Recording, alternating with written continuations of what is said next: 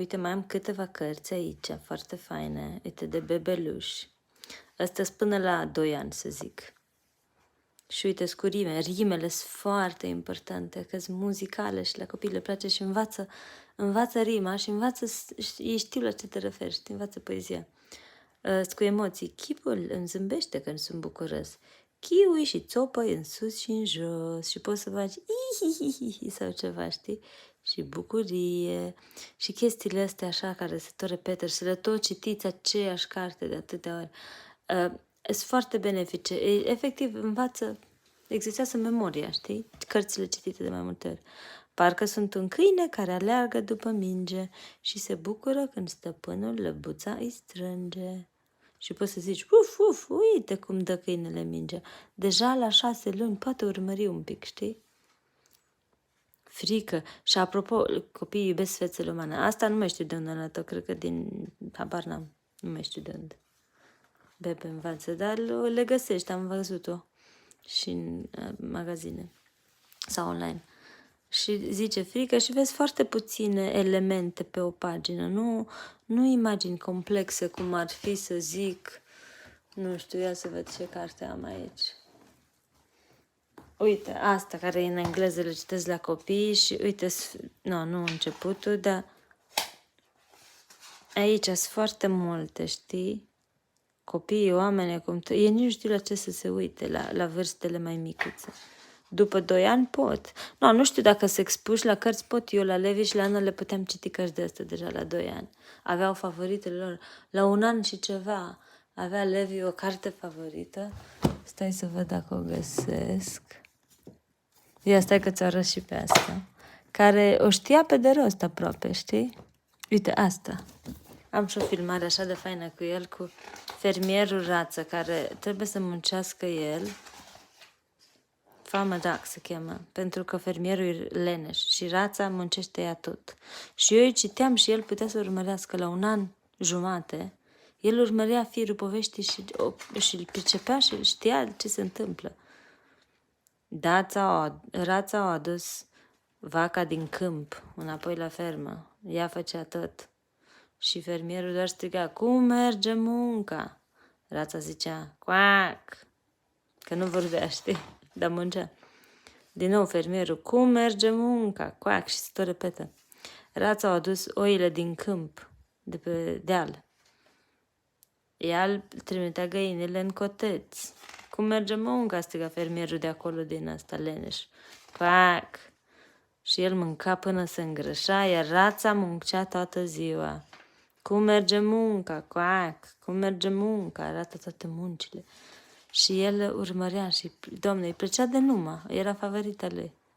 La final, e cu final fericit. Animalele se sfătuiesc în miez de noapte, că nu li se pare corect ce face fermierul și biata Rață muncește singură, săracă. Și uite cum s-a sfătuit, că a zis, mu, vaca, ba, oaia, clac, clac, clac, cot, găinile. Asta a fost sfatul lor. Nu, ele nu vorbesc. În alte cărțile, în alte cărți animalele și vorbesc. Aici doar cotcodăcesc și atât. Și l-a dat afară pe fermier, că nu mai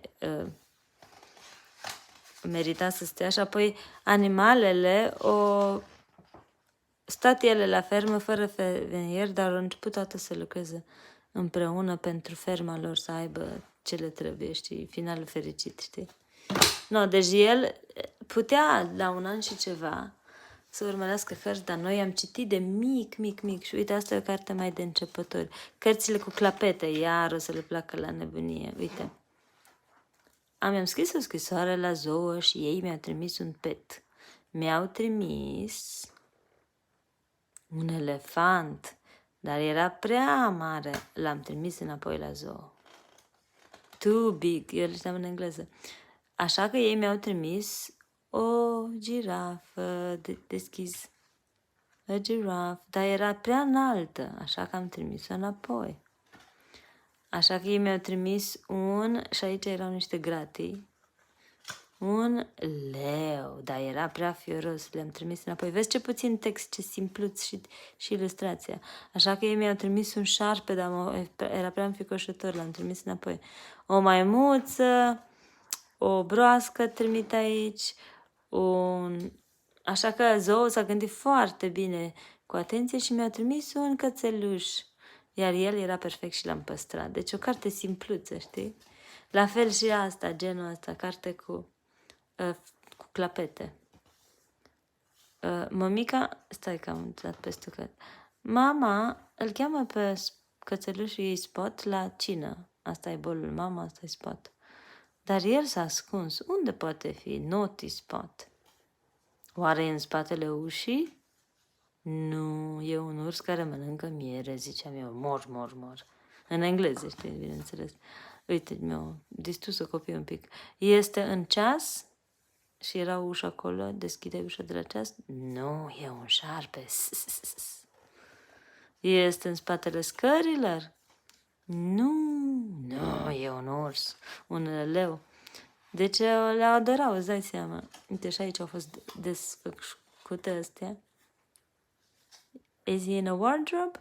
No! Făceam nebunii, maimuța zăpăcită. Supat under the bed? No. There is Spot, he's under the rug. Este sub covor. Try the basket, zice asta.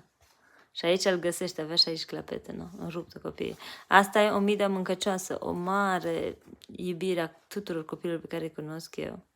Aici numără, învață și zilele săptămânii. Copiii o știu pe de rost și eu le știu să le zic. Unul ușor stătea pe o frunză în lumina lunii. Vezi, asta e în română, avem și în engleză.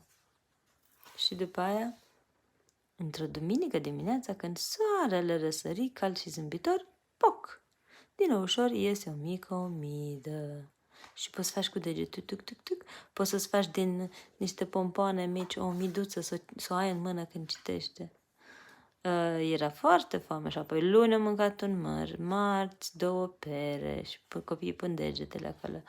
Miercuri 3 prune și zilele săptămânii, asta e și foarte educativă. Și zilele săptămânii și număratul. Joi căpșuni, vineri. No, și începe așa și faci cât poți și încet, la început se joacă și se prostește cu cartea, o bagă în gură, după care învață că acolo e ceva în ea, între paginile ei și vrea să ajungă până la final, știi? Și atunci asta e ideea, știi?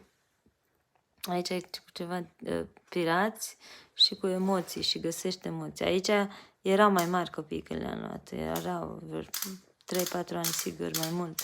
Că am găsit-o târziu și mi-a plăcut. Și potrivești, știi? Aici e la următoarea pagină, în careva când e mirat, alta când e speriat și are lacrimi. Și le plăcea mai mult să se joace, dar ascultam și emoțiile, știi? No, sunt faine, genul ăsta de cărticele, scurte, îți ia 5 minute să le citești. Astea sunt faine, dacă încep cu astea scurte și grăsuțe, vezi că sunt anume făcute pentru copii să le poată îndoi la greu, știi? Am clapetele așa, dar le mai lipești. Deci cartonașe și micuțe, anume pentru mânuțe, dolofane și grăsuțe. Și apoi poți să treci și la ăsta. Și uite, asta vreau să arăt ceva. Ador autorul ăsta, Peter Horacek, ceva polonez, dar noi locuiește în Anglia de mult. Walker Books e ceva editură faimoasă din Anglia. Avem foarte multe de acolo și ne plac la nebunie. Și uite, și asta e faină și la copiii mei mici bebeluși. Într-o zi, gâsca Suzy s-a uitat în jur. A observat că e ca toată lumea. Și eu întreb pe copii, dar oare care dintre ea îi? Și evident cum autorul o evidențiază totuși pe ea, deși seamănă. Și vrea să fie un pic diferită, s-o gândit. If I was a bat, dacă aș fi un liliac, aș putea să stau cu capul în jos și să-mi dau din aripi. Și încearcă și ea. Dacă aș fi un tucan, aș putea să fac un sunet gălăgios, nu știu cum se zice, squawk.